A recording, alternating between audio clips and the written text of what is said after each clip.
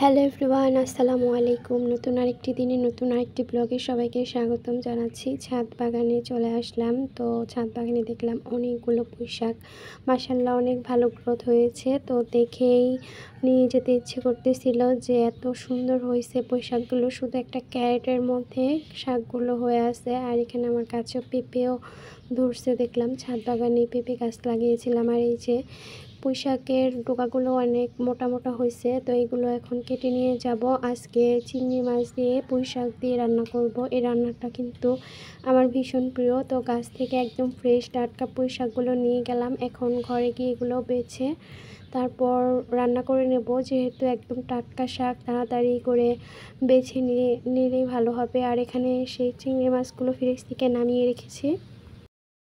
এখানে আমি 2 রকমের চিংড়ি মাছ নিয়েছি, ছোট একটা আর একটু বড় একটা। তো এগুলো বেছে টেছে নিয়ে তারপরে যেগুলো গুঁড়া চিংড়ি থাকে আর মাথা থাকে সেগুলো নিয়ে নিছি। এগুলো এখন ব্লেন্ডার করে নিব। আমরা এটাকে ছোকা বলি। তো এই ছোকা দিয়ে ভাজি খেতে কিন্তু অনেক বেশি মজা। শাক ভাজি তরকারির মতো দেওয়া যায়। তো এটাকে এখন ব্লেন্ডার করে নেব।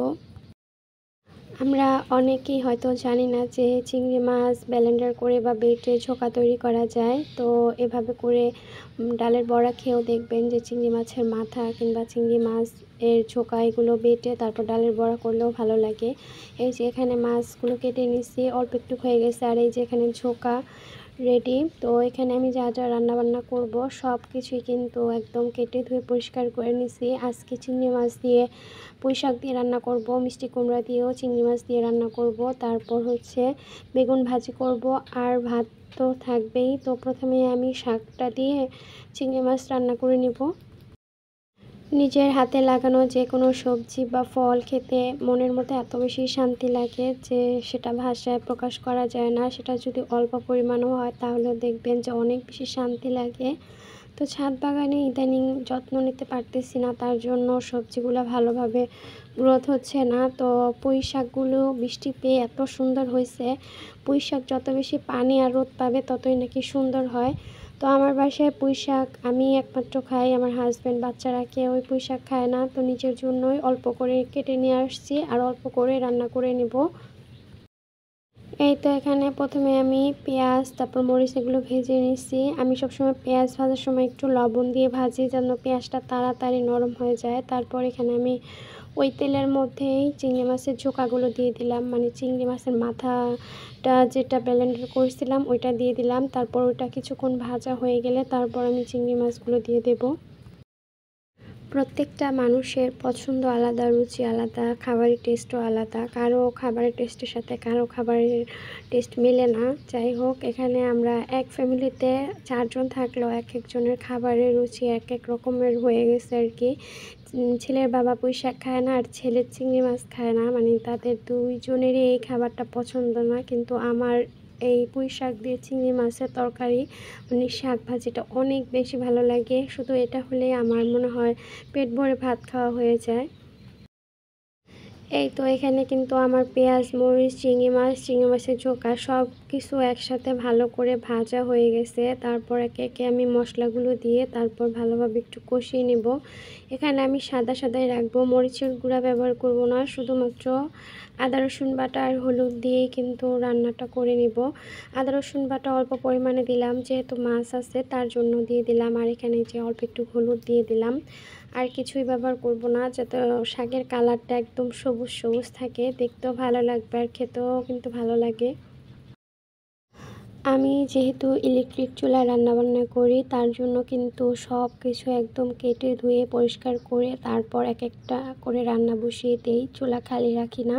এতে করে কিন্তু রান্নাগুলো তাড়াতাড়ি হয়ে যায় আর অনেকটা সময়ও নেওয়া হয় না। দেখা যাচ্ছে চুলা খালি করে তারপর আমি অন্য একটা পাতিল কিন্তু বসাই না, আমি সাথে সাথে একটার পর একটা বসিয়ে দেই, তাহলে কিন্তু আমার তাড়াতাড়ি রান্না হয়ে যায়। অনেকেই প্রশ্ন করেন যে ইলেকট্রিক চুলায় নাকি অনেক সময় নেয় রান্না করতে। আসলে আপনি সব কিছু হাতের কাছে রাখলে রান্না হতে বেশি সময় লাগে না। এই যে আমি অল্প আছে কিন্তু মশলাটা কষিয়ে নিলাম, যখন আমার ফুল আঁচ দেওয়ার দরকার তখন কিন্তু আমি ফুল আঁচ দিয়ে নেব।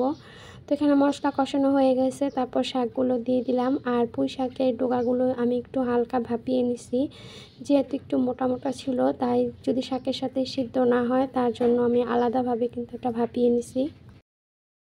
অনেক সময় শাকের সাথে যদি ডাঁটাটা দিয়ে দেওয়া হয়, ডাঁটাটা যদি একটু মোটা থাকে তাহলে দেখবেন যে শাক সিদ্ধ হয়ে যায় কিন্তু ডাঁটাটা সিদ্ধ হতে চায় না, তখন ওইটার জন্য কিন্তু বেশিক্ষণ রান্না করলে আবার শাকের কালারটা চেঞ্জ হয়ে যায়।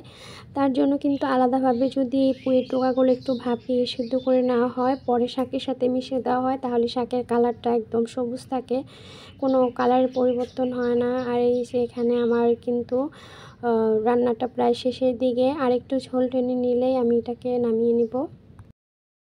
ভিডিওর এই পর্যায়ে এসে আপনাদের কাছে ছোট্ট একটি অনুরোধ জানাচ্ছি, ভিডিওটি দেখতে দেখতে ভিডিওর কোনো অংশ যদি আপনাদের কাছে একটু হলেও ভালো লেগে যায়, প্লিজ একটা লাইক করে দিবেন আর আমার চ্যানেলটি সাবস্ক্রাইব করে আমার পাশেই থাকবেন।